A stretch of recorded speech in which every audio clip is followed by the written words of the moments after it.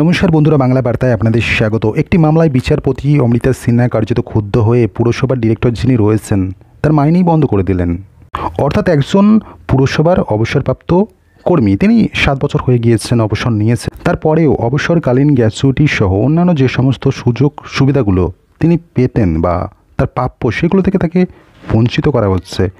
এই অভিযোগটা সামনে আসতেই কার্যত বিচারপতি অমৃতা সিনহা ক্ষুব্ধ হন এবং তারপরেই এমন একটা নির্দেশ দেন, যতদিন পর্যন্ত এই অবসরপ্রাপ্ত ব্যক্তি বা কর্মী তার ন্যায্য যে পাওনা সেটা যতদিন না তিনি পাচ্ছেন, কার্যত ততদিন পর্যন্ত এই যে পুরসভার ডিরেক্টর রয়েছেন, অর্থাৎ বহরমপুর পুরসভার যিনি ডিরেক্টর রয়েছেন, তারও মাইনে বন্ধ থাকবে।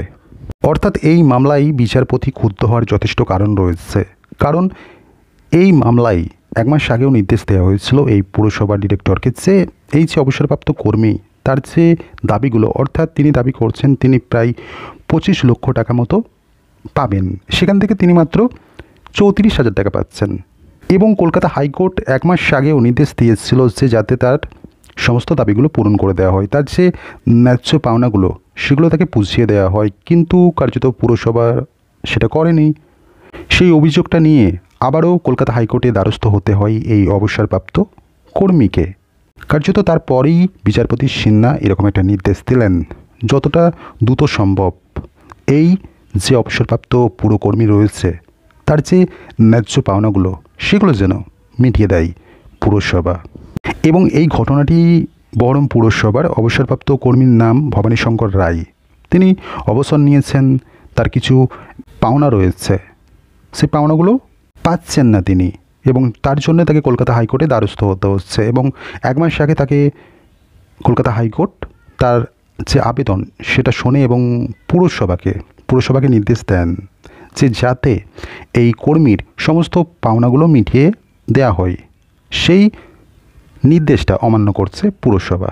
তারপর আবার যখন এই অবসরপ্রাপ্ত কর্মী কলকাতা হাইকোর্টে দ্বারস্থ হচ্ছেন এবং সেই মামলা যখন বিচারপতি অমৃতা সিনহার এজলাসে যাচ্ছে, কার্যত তিনি এরকম একটা রায় দিলেন, এই যে অবসরপ্রাপ্ত কর্মী তার যতদিন না পর্যন্ত ন্যায্য পাওনাটা মেটানো হচ্ছে ততদিন পর্যন্ত পুরসভার ডিরেক্টর যিনি রয়েছেন তার মাইনেও বন্ধ থাকবে। এই মামলায় বিচারপতির কাছে বেশ কিছু যুক্তি উত্থাপন করা হয় পুরসভার তরফে। তারা বলে যে এই যে অবসরকালীন গ্র্যাচুইটি সেটাতে পুরসভা 40% দেয় এবং বাকিটা রাজ্য দেয়। কার্যত তারা এরকম একটা বলতে চাইছে যে রাজ্য দিচ্ছে না বা সরকার দিচ্ছে না। তো এই সমস্ত কথাবার্তা শোনার পর বিচারপতি কার্যত ক্ষুব্ধ হন। তিনি বলেন, রাজ্য এবং পুরসভার মধ্যে কি হচ্ছে, কি আদান প্রদান হচ্ছে, চিঠি চালানো হচ্ছে, সেই সমস্ত দেখতে যাবে না তারা। কারণ এর জন্যে একজন অবসরপ্রাপ্ত কর্মী কখনো দায়ী হতে পারে না, তিনি বঞ্চিত হবেন, এটা মেনে নেওয়া যায় না। এবং বিচারপতি ক্ষুব্ধ হয়ে বলেন যে এই যে পুর এবং সরকারের মধ্যে একটা চিঠি চালান চলছে, তার জন্য একজন সাধারণ কর্মীকে অবসর নেওয়ার পর সরকারের বিভিন্ন দরজায় ঘুরতে হবে, হেনস্থা হতে হবে, এগুলো কি মেনে নেওয়া চাই? এই সমস্ত বিষয় নিয়েও প্রশ্ন তোলেন বিচারপতি। কার্যত তারপরেই তিনি এরকম একটা নির্দেশ দিয়ে দিলেন।